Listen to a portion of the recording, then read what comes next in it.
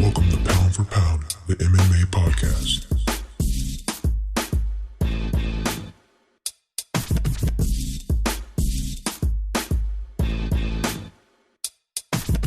And now, coming to the mic, your host, Jalen Walker.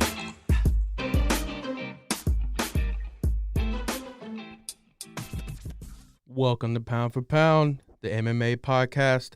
I'm your host, Jalen Walker.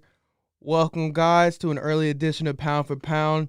We're early today because the UFC Fight Island 7 starts at 12 p.m., and that's the prelim. So we're going to try to go ahead and just have a short show here and get that locked and loaded and get ready for the first event of UFC in 2021. Also, if you're listening to us on Spotify, Apple Music, or any other streaming platforms, make sure you also check us out on YouTube and click that subscribe button. Really appreciate that. Like I said, UFC is back with the first event of 2021, Max Holloway versus Calvin Kattar for the main event in Abu Dhabi for UFC Fight Island 7. We also have Carlos Condit going against Matt Brown in a highly anticipated fight. And Joaquin Buckley is also making his 2021 debut against Alessio Di Chirico. Will he deliver another spectacular knockout? We will find out. Also, two undefeated middleweights, Punahele Soriano versus Dusko Todorovic, go at it, with one leaving the octagon with a 0 left on their record. We will break it all down and much more. But first, a message from our sponsor. Support for Pound MMA podcast is brought to you by Manscaped, who is the best in men's below-the-waist grooming. Big news, Manscaped just released their new cologne scent to help you feel good and smell good all of the time. Who knew smelling this good could feel good too? Manscaped is trusted by over 2 million men worldwide. Join the movement for all the below-the-waist grooming needs.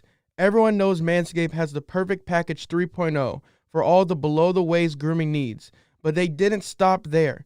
Complete your grooming game with the new refined cologne signature scent by Manscaped. With the new signature scent that's all Manscaped formulas, this cologne is a perfect complement to the collection. Light, approachable, and gentleman in all the right ways. Think of it as the wingman for the night to keep you fresh and ready for anything. Calming and inviting, this signature scent introduces a light citrus burst before settling into anchoring notes and woodsy masculine finish. This 50 ml spray cologne is even hyperallergenic, cruelty-free, dye-free, paraben-free, and 100% vegan. This beautiful design glass bottle makes a statement, and the manly scent is attractive to set the mood. Also, be sure to check out the Perfect Package 3.0 with all the essentials for the below-the-waist grooming needs, including the Lawnmower 3.0 trimmer and crop formulations. Yes, I'm talking about the ball deodorant and toner to keep your testes besties. And now, you can use the Manscaped Refined Cologne to complete your set and smell great anytime, anywhere. It's time to feel sexy. Get 20% off plus free shipping with code POUNDFORPOUND at manscaped.com. That's 20% off plus free shipping with code POUNDFORPOUND at manscaped.com. Your balls and body will thank you. Thank you, Manscaped. They actually sent me some of the refined cologne to show on stream or on the podcast. Great packaging. I'll go ahead and I'm going to come off the mic for a second to put this on the camera.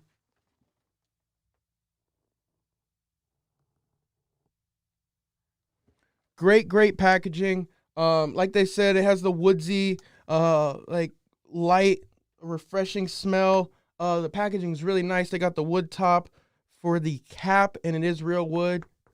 But yeah, it smells very, very good. And we're actually gonna be giving this away this week or next week. I'm not sure, but stay tuned to my Instagram, Twitter, Pound for Pound, anything social media, and you'll figure out how you can win.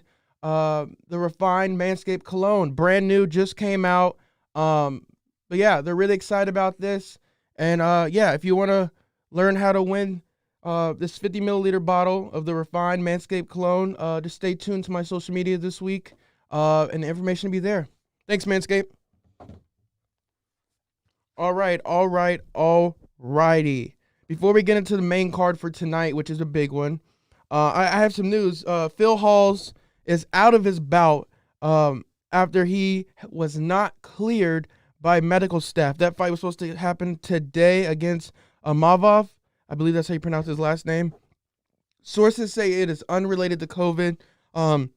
It could be anything at this point. We're not sure, but Phil Hawes in that bout will not be fighting. Some big news from the boxing world. Star Ryan Garcia wants to retire from boxing at the age of 26 and switch to MMA. He seems serious about it. He seems determined. I'm excited for it.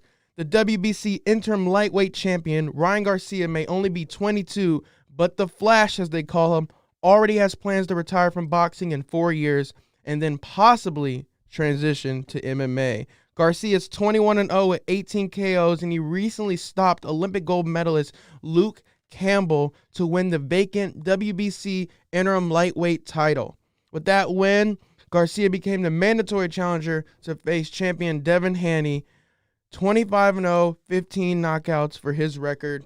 Garcia told this to SB Nation. 26, I still plan to retire, Garcia said, but if I do not return back in the ring, I will promise everyone that I will fight people that they say I won't beat. You know I'm willing to do. I really haven't said this out loud, but I do plan on, at 26, retire, and then boxing is all good. You know what I'll do, ? Sorry, his I think when he was saying this quote, it was just like rapid fire. But yeah, then he went on to say, if they say, okay, you've beaten everyone in the ring, right? But somebody goes, this ain't real fighting. Real fighting is legs, choking, submission, all that. Guess what I'll do? I'll prove to them that I'm the best fighter all around in the world. Hey, hats off to Ryan Garcia. There's not a lot of boxers that are willing to step into the octagon. And yeah, if he retires at 26 from boxing, I hope the UFC welcomes him with open arms. He's one of the top strikers in the world. And I think he deserves it. I think it'll be very interesting to see him on the UFC canvas or Bellator canvas or the PFL canvas, any of these MMA professional organizations.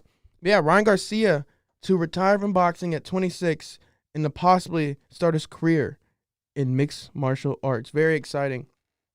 Some other major news in the UFC. The UFC and the United States Anti-Doping Agency have announced a significant change to the UFC's anti-doping program. The updated rules, effective as of January 1st, will no longer punish athletes who test positive for marijuana, specifically THC 11-nor-9-carboxy tetrodocannabinyl, which is the main psychoactive drug in marijuana. Previously, athletes were only tested for marijuana in competition around a fight, but there were threshold levels in place, and a positive test above that limit resulted in a doping violation. Now, under the new rules, fighters will no longer be punished for testing positive for marijuana unless further evidence demonstrates that the substance was taken for performance-enhancing purposes.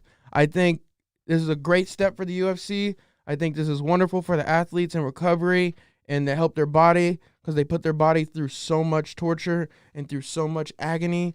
I think it's a good thing that the UFC is trying to turn a new leaf in medical marijuana and its anti-doping policies. Very exciting.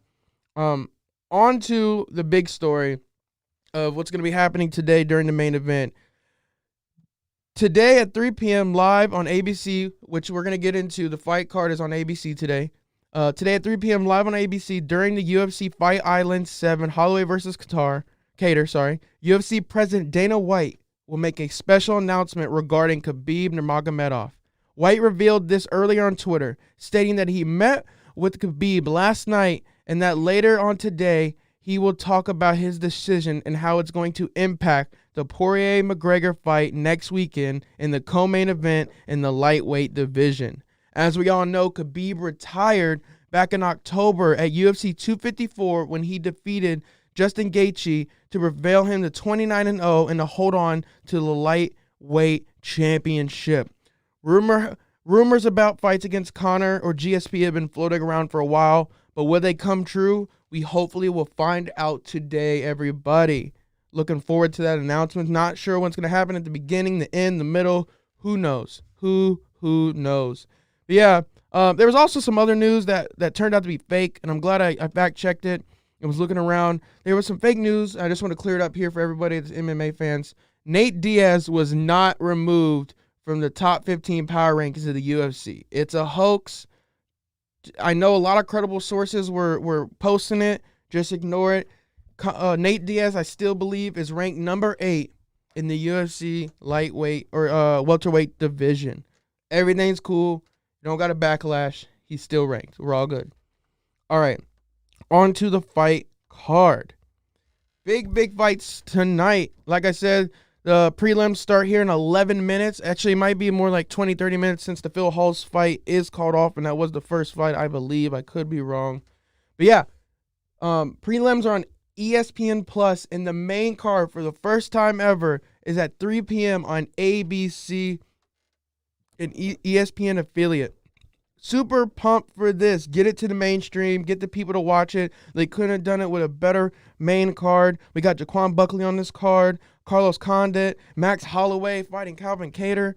Like, it's going to be amazing. But the first fight we got is Punahele Soriano versus Dusko Todorovic at the middleweight.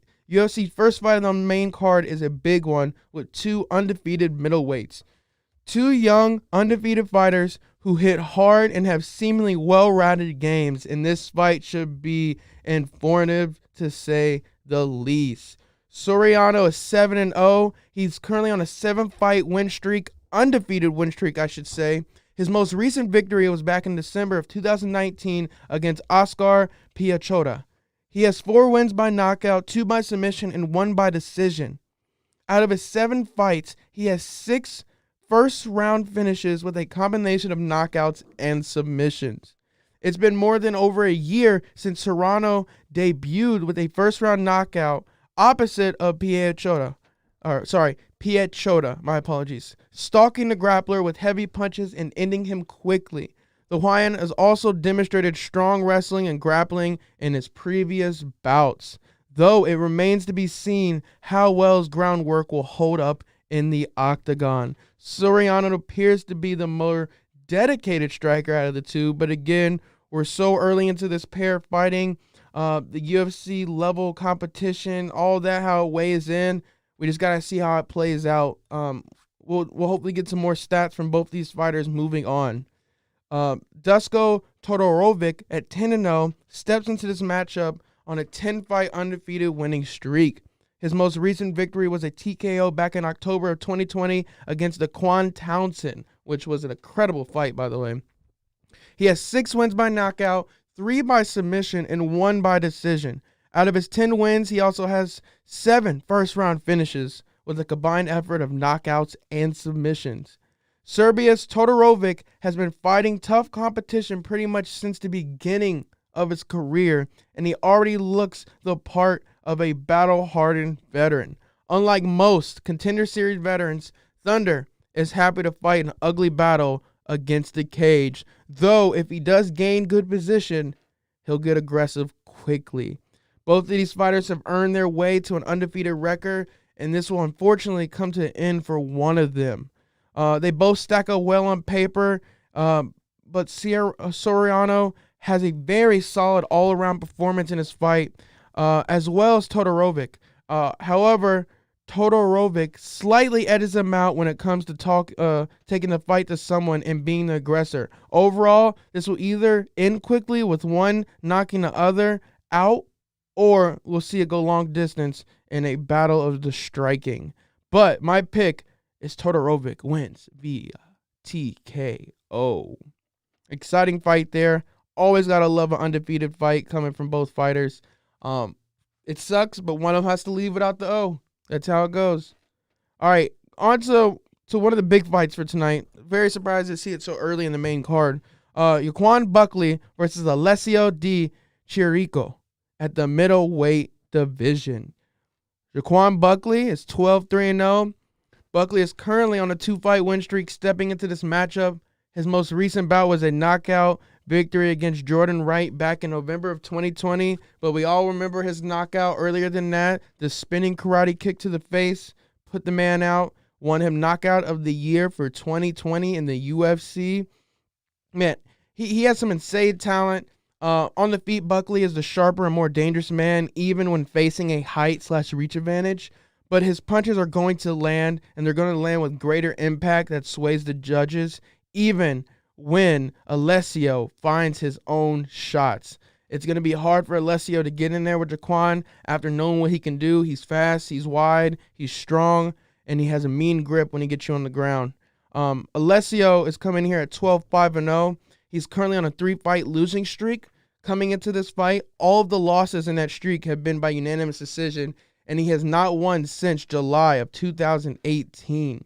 He has 5 wins by knockout, 4 by submission, and 3 by decision. He also had a combination of 5 first-round finishes in his knockouts and submissions. Alessio is a much more middle-of-the-road middleweight. He's well-rounded enough without really excelling in any areas. Perhaps more than anything, Alessio's issue is that he struggles to push his advantages once he finds it, leading to close fights. Really, the only question here, and I had trouble with this when I was typing all these notes, the only question here is whether or not Alessio is able to implement his underrated wrestling, which did allow him to score takedowns opposite of men like Kevin Holland and Julian Marquez. But Kevin Holland beat Joaquin Buckley, so we'll see how it evens out. If it does even out, if it is going to take a factor, I don't think Joaquin is going to let him take him down. But yeah, even if Alessio does land a takedown or two, he's the type of fighter who tends to fight how his opponent desires, and I don't think that's how Buckley's going to roll. He's going to want to punch, he's going to strike, he's going to get on his feet. We'll see how it goes. But both these fighters are in interesting positions with current streaks. Alessio has had some tough losses recently, but they have been decisions and not brutal knockouts. Buckley, on the other hand, has had great recent success, as we've said, with 2 straight fights ending with spectacular knockouts in the second round. But like I said, overall, Buckley looks very appealing for the win here. I do not see Alessio breaking his losing streak anytime soon. Unfortunately, I'm taking Buckley wins via TKO. On to the third fight of the night at welterweight. We got Santiago Ponzinibbio. I believe that's how you pronounce it. And he's fighting Li Jingliang. Santiago's 28-3-0. He's returning to the octagon with a 7-fight win streak on the line. His last bout was back in November 2018 with a knockout over Neil Magny. Do you guys even remember that? That was so long ago. But he has 15 wins by knockout, 6 by submission, and 6 by decision. He also has 15 first-round finishes with a combined effort of knockouts and submissions. It's easy to forget just how good he is at looking at his prior layoff. The Argentinian has largely been dominating his opposition, better able to implement his power kickboxing attack now that his defense grappling has solidified. He's won 7 straight, as I mentioned, but it's just been over 2 years since his most recent fight, which could hinder him. But yeah, I like it. He's a great fighter. I don't know how the 2-year layoff is going to hold up, but we'll see how it works. You know, he's going against Ling Jingliang. I believe that's how you pronounce it. I'll say it one more time. Ling Jingliang. He's 17-6-0, and he's coming off a fight with a decision loss to Neil Magny back in March of 2020. This loss snapped his previous 3-fight winning streak. He has 7 wins by knockout, 5 by submission, and 5 by decision. He also has 6 first-round finishes with a combination of knockouts and submissions. Jingliang is a man who's gone from hot streaks as well as not being ranked at all. He is yet to break into the top ranks of competition, but the Leech is a well-rounded, physical, and aggressive talent, happy to throw leather. This reads like a truly terrible matchup for Jingliang. Even though he's a capable slugger, Santiago is not the man to test one's toughness and physical talent. Yet that's really what Lee brings to the table, unfortunately. And what I mean by that is Lee likes to test people. He likes to go out there, see if they can take a couple hits. And I'm going to let him know Santiago can take a couple hits. You just got to know that. And he's going to find it out soon, very quick, sooner than later. But yeah, as far as defending, both fighters are just about as accurate. So I don't think that's really going to come into play. Whoever gets their hits out, gets their hits out. Overall, this should come down to who will strike better and deliver the opportunity to end the fight however they want. You know, look at Santiago. I think he's going to have a solid return, and he's going to put in work, and he's going to get back into the rankings here very soon. So I'm gonna go ahead and take Santiago. He's going to win TKO. I'm not going to say decision. I think he's going to get the job done because he wants to impress the boss, and I think he wants to get back in those rankings and please Dana. Now on to the co-main event of the night, possibly the most anticipated fight of the night, Carlos Condit versus Matt Brown at the welterweight division. Now, whoever wins this fight will most likely be in a line for the title shot. It will be hard to argue against either man. There's a lot of stake on line, and it should be one of the most anticipated fights on the card. These are two exciting warriors, and this is looking to be a very, very good matchup. Carlos Condit's 31-13. He's coming off a much-needed victory against Court McGee back in October of 2020, which they went to war. And before that, he was previously on a 5-fight losing streak that started back in 2016. Interesting. He has 15 wins by knockout, 13 by submission, and 3 by decision. He also has 21 first-round finishes with a combination of knockouts and submissions. Number 2 ranked Condit rebounded from his back-to-back losses with a stoppage of Martin Kampmann on August 28th. Brown won his 6th straight in a quick KO against Mike Ply on August 18th, and that win moved Brown into the top 10 at number 10. He's outstruck Nate Diaz. He's held his own against Johnny Hendricks. And, you know, he's gone up against GSP. Like, what has this man not done? He's taken down each of his last 2 fights. However, Matt Brown, his opponent, is not Hendricks. He's not any of these guys. He's his own fighter, and we're not sure what he will do. And we're looking forward to seeing what he can do to Carlos Condit. That guy, Matt Brown, 24-17. Brown is returning to action after a TKO loss to Miguel Beza back in May of 2020. This loss snapped his previous 2 winning streak, but he has 14 wins by knockout, 6 by decision, and 6 by submission. My apologies, and 2 by decision. He also has compiled 11 first-round finishes with a combined effort of knockouts and submissions. Everyone knows Brown is coming straight forward. He's a warrior who goes right after his opponents. Brown loves to pressure his opponents and get in their face. Condit has a very good ability to avoid this pressure and get away, but if Brown can force Condit into a corner, he has a shot at the upset 100%. Brown loves to pressure his opponents. He has a very good and a very exciting run to put him at the top 10 of the division, and he has earned that right. This is just an awful matchup for him, though, because Condit is better in every area, and this will not be an easy bout for Matt Brown. Both of these fighters have had their struggles keeping their streaks alive. Most recently, Condit, he had some issues defending against takedowns and has been kind of vulnerable to being submitted. Brown, on the other hand, has been opposite with being exposed to knockouts, but being able to take people down. So it's kind of like a yin-yang situation that we got going on. But overall, this fight has potential to make it to decision. However, Condit has a lot of possibilities to end this early in the form of knockout. I am taking Carlos Condit. TKO. Hey, man. I'm going to be straight up with y'all. That's going to be an incredible fight. That fight's going to be good no matter what ways it goes. I don't think it's going to be disappointing at all.